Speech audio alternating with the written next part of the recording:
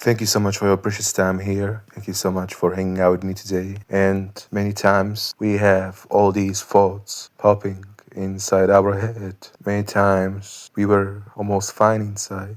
But then suddenly something inside our head spiked. Something inside our head appeared like a problem or a situation that just doesn't sit right inside you, inside your chest. Something that feels weird, something that feels off. And the thing is, we as society, we shame people for how they feel. Not everybody, but there's a huge chance if you go out to someone and tell them how you feel inside, they might say something like, "Oh, it's not that big of a deal. Oh, just be stronger. Oh, you're weak. People had it billions times worse than you, and you are saying this." But what if I told you that this is the most illogical answer on the planet? Because it might sound mind-blowing, but the way how you feel neuroscientifically is not your fault.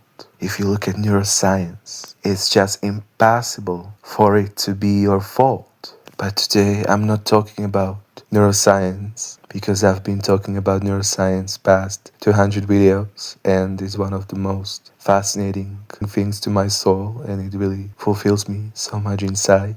And sometimes what I realized about myself, that it feels like life is already too hard, and our mind, instead of being a place that encourages us and gives us a little shelter, gives us a little space where we find solutions, that same shelter that is our mind imprisons us. But as I already noticed about my brain, and after exploring critically neuroscience, the more you try to solve your own problem, the more you try to push harder in order to make a solution, the less effective is your mind in creating that solution. And it might sound like a paradox, it might sound like a nonsense, but when there's finally an answer for your problem, or when there's finally a solution, you don't figure it out by thinking harder, by pushing harder. You figure it out in a way you give your brain more fuel. And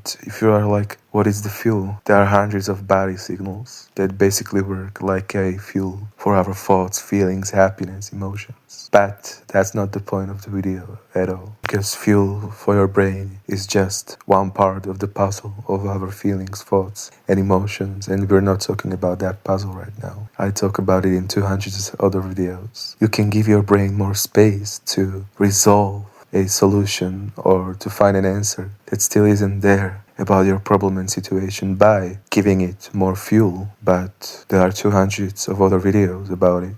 And when you give your brain that fuel, you're more likely to let your mind be more efficient by letting your mind solving it naturally. Because when your mind doesn't receive so much resistance and so much pushing, it's more likely to come up with a solution, and you're more likely to give yourself that space to stop taking your mind's space to naturally find an outcome, a solution. You see what I'm talking about? And first of all, it's not your fault that you're pushing so hard, that you're circling around the same idea again and again, and it feels weird.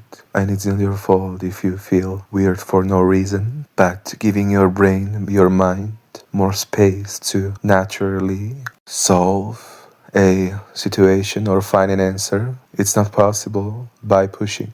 You can never ever push your mind to let it give more space so it naturally solves it more efficiently. It's not possible like that. The brain works more in patterns, and the more your brain recognizes certain patterns, learns something, it can change your prediction system of the brain, etc. So this is not done by pushing. It's done by simply absorbing the information again and again until your mind naturally acknowledges it. And basically, the title I gave there is already a deep dive into our feelings, thoughts, and happiness, etc. And basically, every one of my videos is about it.